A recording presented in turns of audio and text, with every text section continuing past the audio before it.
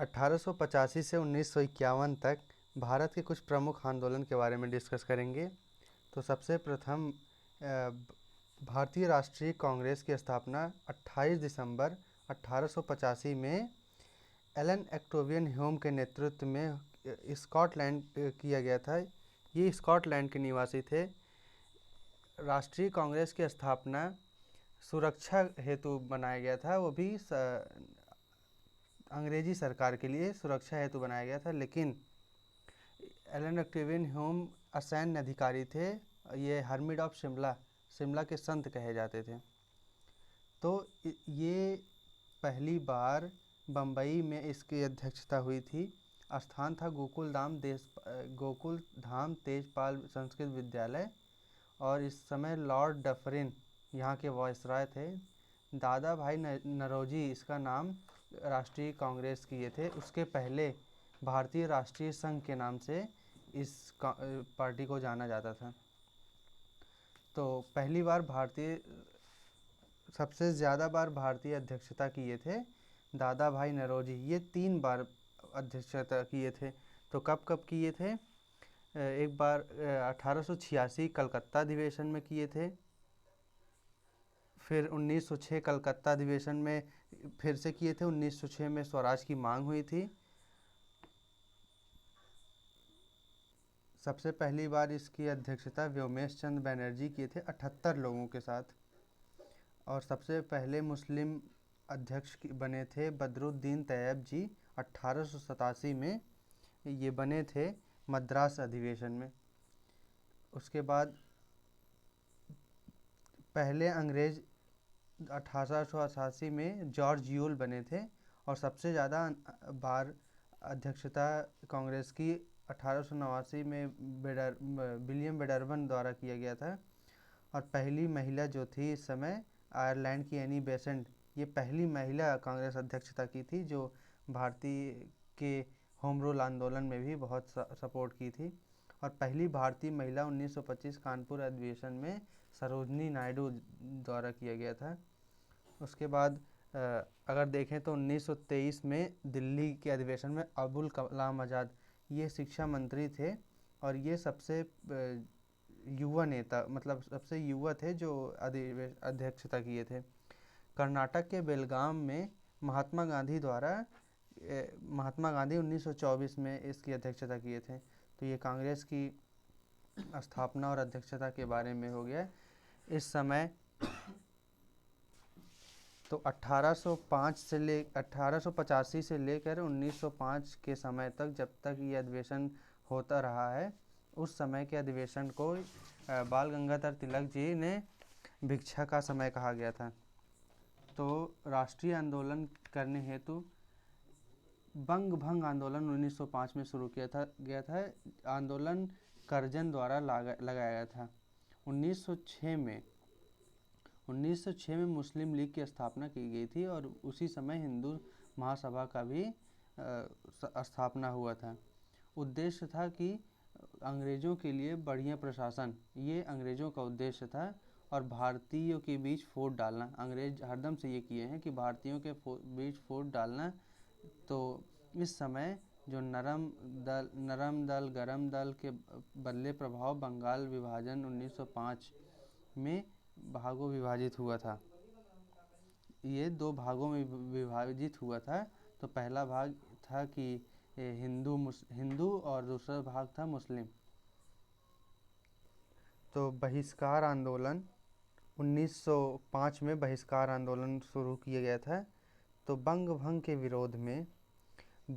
विरोध में भारतीयों से प्रार्थना के बजाय बल पर स्वराज हासिल करने का निर्णय किया गया, जिसके तहत 2 योजना बनाई गई। कौन सी 2 योजना बनाई गई? पहली तो बड़ी मात्रा में अंग्रेज़ों का माल का विरोध करना। और दूसरा तो क्या था? स्वदेशी द्वारा बनाई गई चीज़ों का ही इस्तेमाल करना। क्या? स्वदेशी द्वारा बनाई गई चीज़ों का इस्तेमाल करना। उसमें उद्योग था, कॉलेज स्कूल सब बंद कर दिए गए थे। और गांव की समस्या का समाधान खुद से किया गया था। विधायिका लाई गई थी, पंचायत लाया गया था, कचहरी लाई गई थी। और मतलब आपस में ही, और अपने अपने लोगों की शक्ति बढ़ाने का दायित्व था। इस समय लोकमान्य तिलक जी ने स्वराज्य स्वराज्य हमारा है, ये हमारा जन्मसिद्ध अधिकार है, हम इसे लेकर रहेंगे। और बंकिम चंद्र चटर्जी ने वंदे मातरम का नारा दिया। तो इसके इसके उपरांत होम रूल आंदोलन 1914 में शुरू, मतलब 1916 में शुरू हुआ था, लेकिन इसकी जो शुरुआती दौर था वो 1914 थी। तो ये प्रथम विश्व युद्ध आरंभ होने के बाद, मतलब प्रथम विश्व युद्ध आरंभ होने के बाद कुछ जो नरम दल के नेता थे, नरम दल गरम दल होता है ना, तो नरम दल के जो नेता कुछ थे, उनका मानना था कि यदि हम विश्व युद्ध में अंग्रेज़ों की मदद करते हैं तो वे हमें जल्द आज़ाद कर देंगे। लेकिन जब उन्हें बहुत जल्दी ये आभास हो गया कि अंग्रेज़ों का ये करने का बिल्कुल इरादा नहीं है, कि वो हमें आज़ाद करने का बिल्कुल इरादा नहीं है, तो उसके बाद 1916 में नरम दल, हिंदू मुस्लिम दल और गरम दल, नरम गरम और हिंदू और मुस्लिम लीग सब एक साथ इकट्ठा हो गए, मतलब एकता के उसमें बन गए थे। और इस समय होम रूल आंदोलन का आह्वान किए बाल गंगाधर तिलक, और ये बेलगांव से, और एनी बेसेंट ये मद्रास से शुरू की। तो होम रूल आंदोलन कहाँ से प्रभावित है? ये आयरलैंड के होम रूल आंदोलन से प्रभावित है। कहाँ के आयरलैंड? होम रूल आंदोलन आयरलैंड के होम रूल आंदोलन से प्रभावित है। तो फिर अब आते हैं रॉलेट एक्ट पे। रॉलेट एक्ट कांग्रेस और के क्रांति की बढ़ती हुई शक्ति के कारण रॉलेट एक्ट आया था। रॉलेट एक्ट अंग्रेज़ों द्वारा लाया गया था। इसमें 19 मार्च 1919 को, कब? 19 मार्च 1919 को रॉलेट एक्ट पास किया गया। यह एक काला कानून था। क्योंकि इस कानून में संदेह के चलते, मतलब अगर संदेह हो जाता है किसी के ऊपर कि वो अब गलत काम करने वाला, मतलब गुनाह करने के पहले, आपको गुनाह करने के पहले ही गिरफ्तार कर लिया जाएगा। इसमें बिना वकील, बिना अपील और बिना दलील का कानून कहा गया है। क्या? बिना अपील, बिना वकील, बिना दलील का कानून कहा गया। तो अब सत्याग्रह आंदोलन पे आते हैं। सत्याग्रह आंदोलन सत्य के लिए आग्रह करना, मतलब सत्य के लिए आग्रह करना चाहिए, यानी सत्याग्रह, जो सत्य के लिए बिना लड़े झगड़े अहिंसात्मक तरीके से आग्रह करके अपनी बात मनवा ले, उसे सत्याग्रह आंदोलन कहते हैं। इसमें अन्याय के खिलाफ, अन्याय करने वाली का सहयोग न करना ही असहयोग होता है। तो क्या? अन्याय के खिलाफ सहयोग न करना। इसमें इस आंदोलन 1917 में सत्याग्रह चलाया था। इसमें मांग क्या थी? इसमें मांग था कि लगान कम करना, नमक कर हटाना, लगान कम करना, नमक कर हटाना, जंगल के उपयोग पर पाबंदी जो लगाया गया था। इसमें आरक्षित सुरक्षित वन जो बनाए गए थे। आरक्षित में ये था कि ये लोग, वो लोग नहीं जा सकते थे जो चारागाह के लिए या गाय वाय चराने, लकड़ी इकट्ठा करने, जो आरक्षित वन था उसमें साल के वृक्ष, देवदार के वृक्ष ही थे, तो इस वजह से वहाँ नहीं जाने देते थे। सुरक्षित वन में था कि वहाँ आप जा सकते हैं, लेकिन एक समय सीमा तय की रहती थी। समय सीमा जो तय किया रहता था कि इस टाइम पे जाना है और इस टाइम के उपरांत ही आप लोग को आना रहता है। उसके बाद ग्रामीण वन में क्या था कि आप वहाँ जा सकते हैं, क्योंकि वहाँ कुछ ऐसा था नहीं, न चारा था न कुछ था। इस वजह से इस पर आरक्षित वनों पर पाबंदी हटाने की मांग की गई थी। उसके बाद क्या था? शराब की बिक्री बंद करना। शराब की बिक्री बंद करने के लिए कई बार इन लोगों ने पिकेटिंग की। पिकेटिंग का मतलब होता है कि धरना देना। जब आप किसी चीज़ को चाहते हैं कि वो ना हो, तो आप उसके सामने धरना देते हैं, तो उसे पिकेटिंग कहते हैं। शारीरिक बल का प्रयोग न करना, मतलब इसमें अहिंसात्मक तरीके से बात मनवाना, और शारीरिक बल का बिल्कुल भी प्रयोग न करना। आप अपनी, अगर कोई एक थप्पड़ मार रहा है तो आप एक थप्पड़ और मार खा लीजिए, लेकिन आप हाथ ना उठाइए और अपना अहिंसात्मक तरीके से काम करिए। 1917 के बिहार चंपारण में ये नील आंदोलन हुआ था ना, बिहार में चंपारण सत्याग्रह हुआ था। और इसी समय 1917 में ही गुजरात का खेड़ा सत्याग्रह भी हुआ था। फसल खराब हो गई थी, इस समय प्लेग बीमारी शुरू हो रही थी इस समय। इस सब वजह से यहाँ के लोगों ने लगान कम करने की मांग की थी और इसका अग्रणी थे गांधी जी। 1918 में सूती कपड़ा कारखाना अहमदाबाद में सत्याग्रह आंदोलन चलाया गया था। फिर आते हैं सबसे महत्वपूर्ण, जहाँ से मुझे लगता है कि भारत में राष्ट्रवाद का उदय हुआ था, वो था जलियांवाला बाग कांड। अमृतसर में हुआ ये जलियांवाला बाग कांड 13 अप्रैल 1919 को। कब? 13 अप्रैल 1919 को ये आंदोलन हुआ था। 10 अप्रैल 1919 को पंजाब के नेता सैफुद्दीन किचलू और डॉक्टर सत्यपाल, ये लोग बहुत लोकप्रिय नेता थे, इन लोग को गिरफ्तार कर लिया गया जिसके विरोध में जलियांवाला बाग में एक शांतिपूर्ण सभा बुलाई गई थी। कैसी सभा? शांतिपूर्ण सभा की बुलाई गई थी, जिसमें इसी समय मार्शल लॉ लागू हुआ था। मार्शल लॉ होता है कानून का, मतलब आर्मी वाला लॉ होता है ये, इसमें आप किसी का कोई चलता वलता है नहीं, तो मार्शल लॉ लागू हुआ था। फिर इसी समय जनरल डायर ने इन पर, जो यहाँ पे जलियांवाला बाग कांड जो है, जलियांवाला बाग अमृतसर में चारों तरफ से इस बाग को घेर लिया गया था ताकि कोई निकल ना पाए। इस समय इस जनरल डायर ने इन पर अंधाधुंध गोली चलाने का आदेश दिया था। इनकी मदद भारत का हंसराज नामक एक भारतीय इनका सहयोग किया था। इस समय मार्शल लॉ लागू हुआ था, हमने बताया। इस घटना की जांच करने के लिए हंटर कमीशन को नियुक्ति किया गया था। हंटर कमीशन वहाँ के नेता, वो आर्मी ऑफिसर थे, उन्हें नियुक्त किया गया था। सरकारी रिपोर्ट के अनुसार जलियांवाला बाग कांड में 379 मतलब 379 लोग ही मारे गए थे, परंतु कांग्रेस समिति के अनुसार 1000 व्यक्ति मारे गए थे। कितने? कांग्रेस समिति के अनुसार 1000 व्यक्ति मारे गए थे। इस घटना के विरोध में महात्मा गांधी, केसरी हिंद और रविंद्रनाथ टैगोर ने सर की उपाधि को छोड़ दिया। कैसे?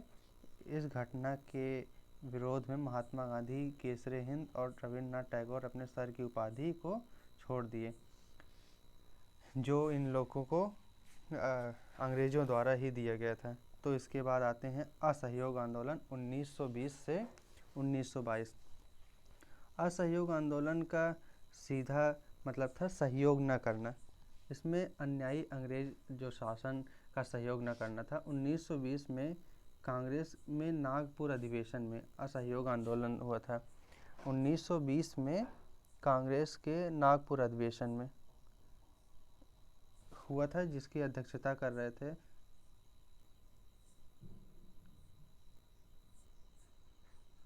तो इस समय कांग्रेस का अधिवेशन, नागपुर अधिवेशन जो था वो कर रहे थे पंडित जवाहरलाल नेहरू, जिसमें सरकारी पदवियों का त्याग, सरकारी नौकरी और विदेशी वस्तु का बहिष्कार करना था और अदालत बंद करना था। विधायी परिषद, स्कूल में बच्चे अपना छोड़ दिए, जिससे अंग्रेज का व्यापार बहुत प्रभाव पड़ा। मतलब अंग्रेज का व्यापार लगभग 100 में से 60% इतना कम हुआ। कितना? 60% के आसपास कम हुआ। इसमें चरखा अभियान चला, शांतिपूर्ण, लोग गिरफ्तार हो जा रहे थे। सबसे बड़ी बात, अगर सब कोई मतलब अरेस्ट कर रहे थे तो सब आके अपने आप ही गिरफ्तार हो जा रहे थे और बिना हाथ पांव चलाए। 1921 में इंग्लैंड के राजकुमार का बहिष्कार हुआ, मतलब वो आए तो उनका इज्जत नहीं हुआ। इसके बाद चौरा चौरी कांड 5 फरवरी 1922 में चौरा चौरी कांड होता है। 5 फरवरी 1922 सीरियल वाइज हम चल रहे हैं, तो 5 फरवरी 1922 को चौरा चौरी कांड होता है। 5 फरवरी 1922 के दौरान 5 फरवरी 1922 के दौरान गोरखपुर में चौरी चौरा नामक स्थान पर किसानों द्वारा प्रदर्शन के दौरान पुलिस ने किसानों पर गोली चलाई, डंडे से वार किया, लाठी वाठी मारी। इसमें उनके एक साथी की मृत्यु हो गई और उसमें चौरा चौरी में ही 5 फरवरी को, जिसके विरोध में 5 फरवरी को चौरा चौरी को ही किसानों ने 22 पुलिस सहित कितने 22 पुलिस समेत थाने में आग लगा दी और पूरे थाना सहित जला दिया। इस घटना से दुखी होकर गांधी जी ने 12 फरवरी 1922 को असहयोग आंदोलन वापस ले लिया।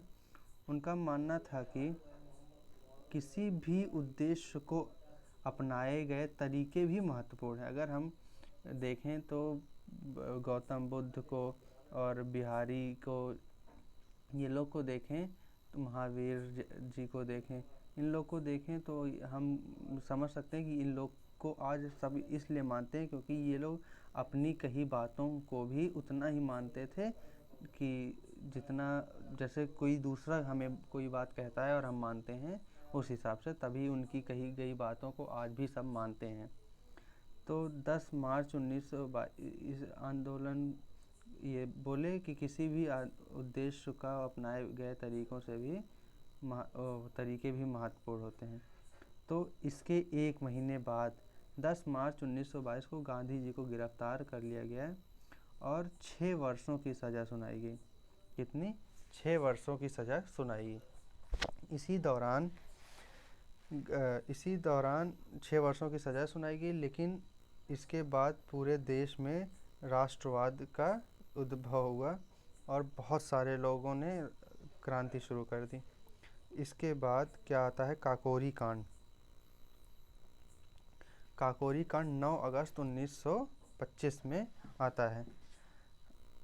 अंग्रेज सत्ता को जड़ से उखाड़ने हेतु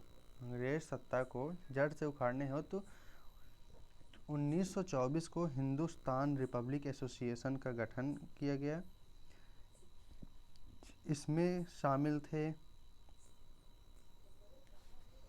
काकोरी नामक स्थान पर 9 अगस्त 1925 में लखनऊ के निकट काकोरी स्थान पर रेलगाड़ी रोक कर सरकारी खजानों को कब्जे में लिया गया। इसका उद्देश्य था कि जो हिंदुस्तान रिपब्लिक एसोसिएशन है, इसका खर्च चलाने के लिए पैसे न होने की वजह से ये लूटने का किया, मतलब वो आइडिया लगाया गया। इसमें शामिल थे राम प्रसाद बिस्मिल, रोशन सिंह, राजेंद्र लाहिड़ी तथा अशफाक उल्लाह खान।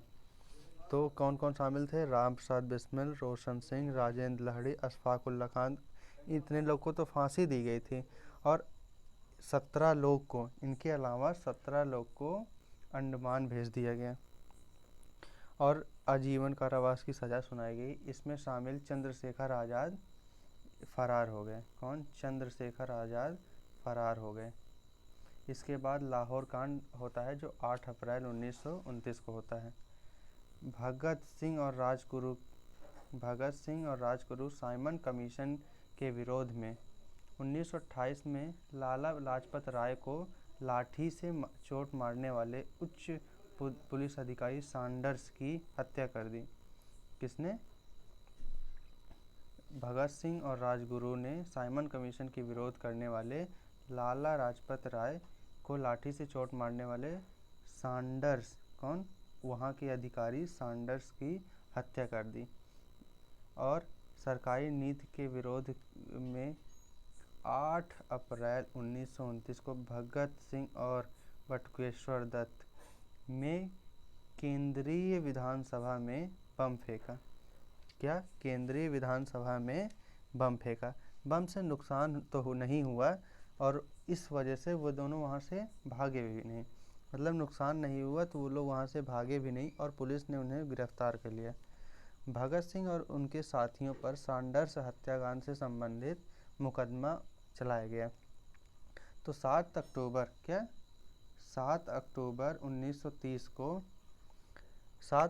1930 को भगत सिंह, राजगुरु और सुखदेव को फांसी की सज़ा सुनाई गई। 23 मार्च 1931 में फांसी की सज़ा सुनाई और 23 मार्च 1931 में फांसी की सज़ा सुनाई। यह मुकदमा लाहौर कांड, यही मुकदमा जो है लाहौर कांड से फेमस हुआ। 27 फरवरी 1931 को इलाहाबाद के एल्फर्ड पार्क में, 27 फरवरी 1931 को, इसी के कुछ दिन बाद 27 फरवरी 1931 को इलाहाबाद में एल्फर्ड नामक पार्क में चंद्रशेखर आज़ाद शहीद हो गए। शहीद क्या, वो खुद से ही अपने आप को गोली मारे, क्योंकि वो उनका मानना था कि हम अंग्रेज़ों के हाथों से मरना पसंद नहीं करेंगे, और अपनी अंतिम गोली जब उनके पास बची तो उसको खुद ही मार लिए। और इस पार्क को अब शहीद चंद्रशेखर आज़ाद पार्क से जाना जाता है। तो इसे लाहौर अधिवेशन में पूर्ण स्वराज की मांग हुई थी 31 दिसंबर 1929 में। तो 1929 के कांग्रेस का वार्षिक अधिवेशन हरदम दिसंबर में ही हुआ है। जब भी हुआ है दिसंबर में ही हुआ है, क्योंकि वार्षिक अधिवेशन है। तो इन लोग का मानना था कि इसी समय होना ज़्यादा बेहतर है, कि जनवरी से दिसंबर तक हुए कर्म कांडों को यहाँ डिस्कस करके अपना निर्णय बताया। इस समय अध्यक्षता कर रहे थे पंडित जवाहरलाल नेहरू। सरकार की रिपोर्ट के अनुसार सरकार की रिपोर्ट स्वीकार करने की अंतिम तिथि 31 दिसंबर थी। क्या अंतिम तिथि 31 दिसंबर 1929 की सीमा समाप्त हो चुकी थी। कांग्रेस ने रावी नदी के तट पर 31 दिसंबर 1931 में पूर्ण स्वराज की मांग की, और रात्रि 12 बजे से पूर्ण स्वराज की मांग हुई। और हम लोग ये जानते हैं कि 26 नवंबर 1949 में हमारा संविधान लागू हो गया था, लेकिन हम इसे 26 जनवरी 1950 को लागू इसलिए, मतलब 26 नवंबर 1949 में बन के तैयार हो गया था, लेकिन लागू 26 जनवरी में हुआ था। इसका एक कारण था कि इस समय लाहौर अधिवेशन में जब पूर्ण स्वराज की मांग हुई, तो इसके 21 दिन बाद, मतलब 26 दिन बाद जवाहरलाल नेहरू ने ये घोषणा की थी कि अब 26 जनवरी 1930 में हम स्वतंत्र हो जाएंगे, और हमें स्वतंत्रता नहीं मिली। इस वजह से जब स्वतंत्रता मिली हमें, तो वो तिथि थी 15 अगस्त 1947, और 26 नवंबर को जब हमारा संविधान लागू हुआ, हमारा गणतंत्र दिवस मतलब संविधान दिवस उस समय मनाया जाता है। तो जब संविधान लागू हुआ तो उसे हम 26 जनवरी 1950 को लागू किया गया था, और इसे गणतंत्र दिवस नाम से जानते हैं। सविनय अवज्ञा आंदोलन 12 मार्च 1930 में ये हुआ था। ये 11 सूत्रीय मांग के विरोध में किया गया था। 12 मार्च 1930 को गांधी जी ने साबरमती आश्रम से दांडी 78 सहयोगियों मतलब वॉलंटियरों के साथ 78 वॉलंटियरों के साथ दांडी तट पर नमक की खोज हेतु 240 किलोमीटर का सफ़र 24 दिन में तय किया। मतलब 240 किलोमीटर सफ़र प्रतिदिन 10 किलोमीटर वो लोग चलते थे, और 24 दिन में ये नमक कानून तोड़कर सविनय अवज्ञा आंदोलन का आह्वान किया। आंदोलन को दबाने के लिए 5 मई 1930 को गांधी जी को गिरफ्तार कर लिया गया, और इस नमक कानून को देश भर में बहुत जगह इसकी मान्यता मिली, और बहुत जगह इसे सब लोगों ने अपनाया भी, और यहीं सविनय अवज्ञा आंदोलन शुरू होता है।